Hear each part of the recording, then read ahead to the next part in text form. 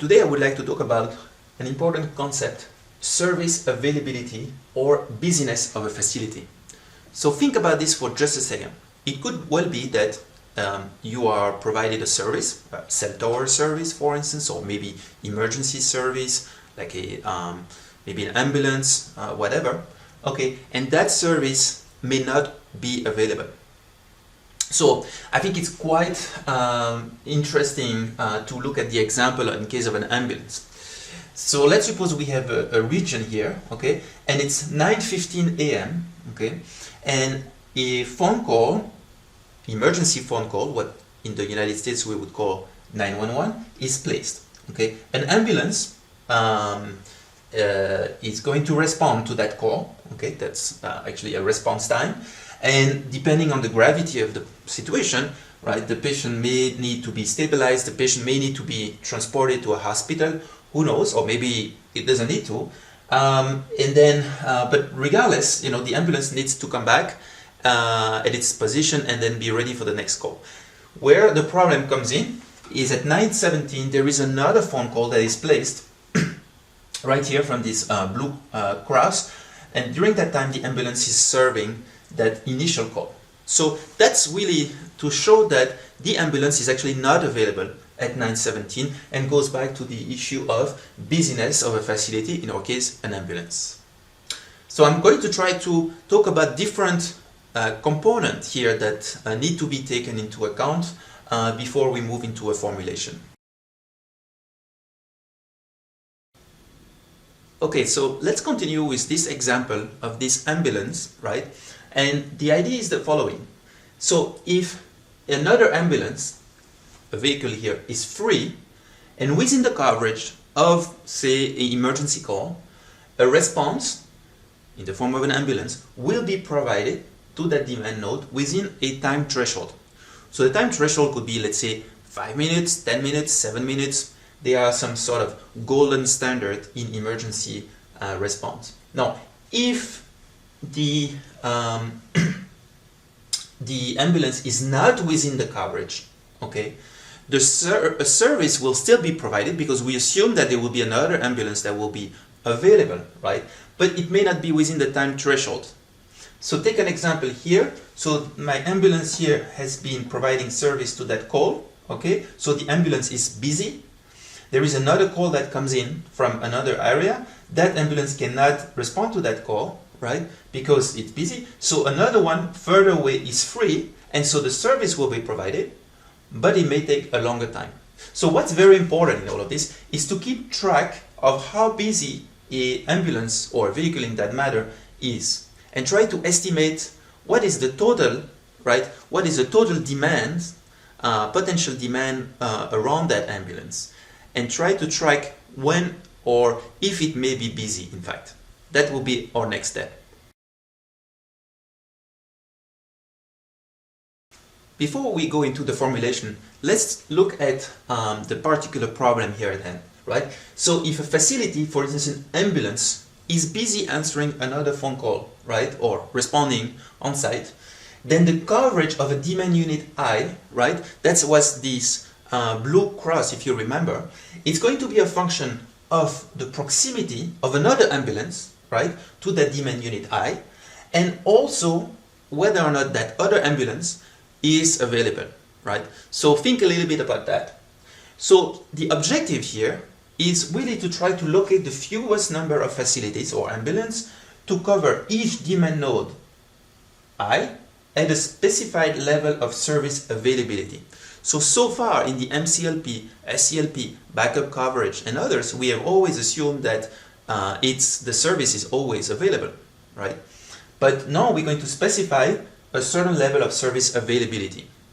And I'm going to explain how we go about estimating the busyness and how we can then bring that into the formulation of the problem.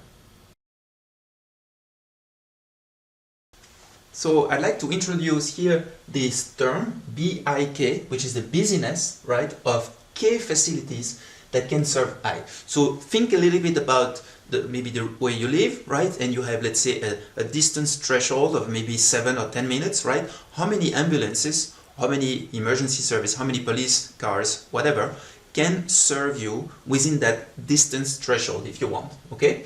And I'll show an example in a second later on.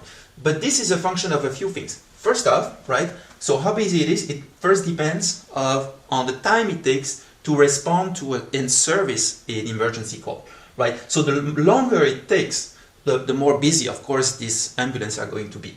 And it's also going to be a function of all the demands surrounding where you live, right? It's sort of almost a competing demand. They're competing for the same service. And the greater the demand, the more busy the ambulance are going to be serving those other demand units.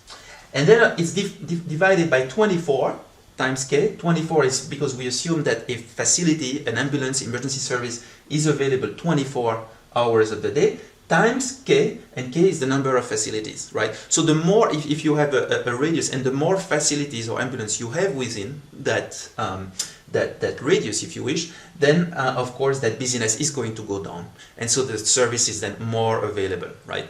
So next we are going to look at the probability to be covered based on this busyness. Okay, as promised, an illustration of the problem here.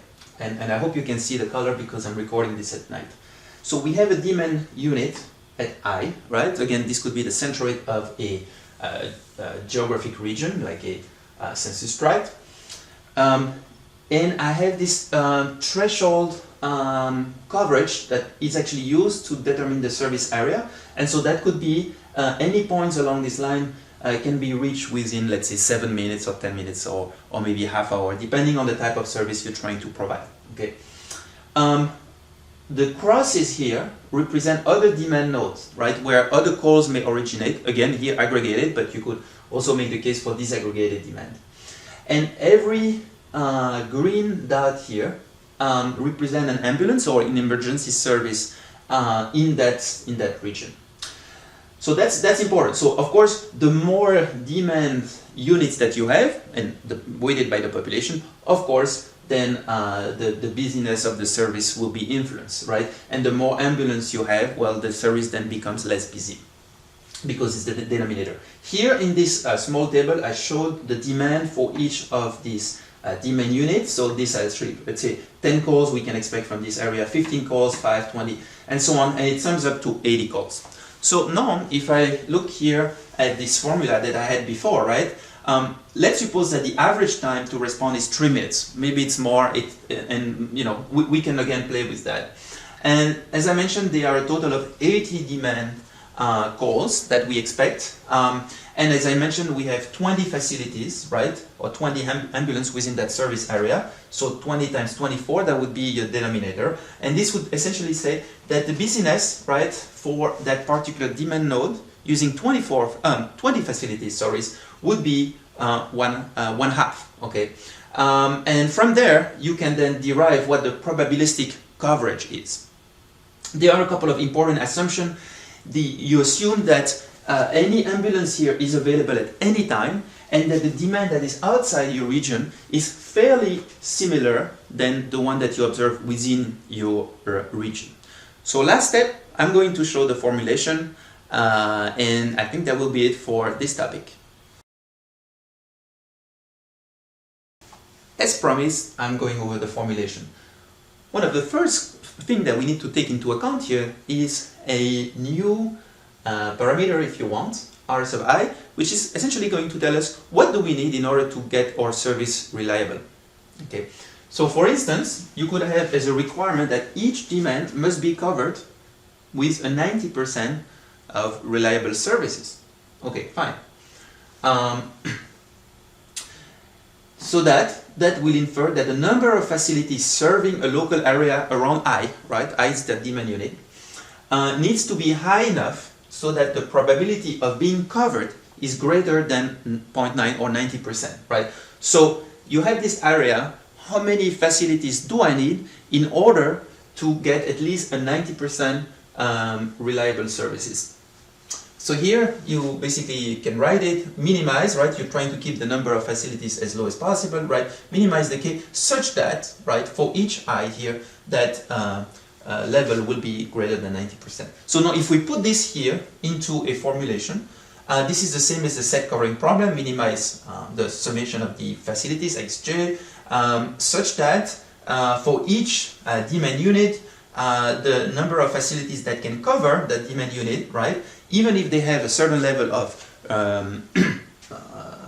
probability of coverage, if you want, should be greater or equal than Ri, which requires a certain level that we had say 90% and so on.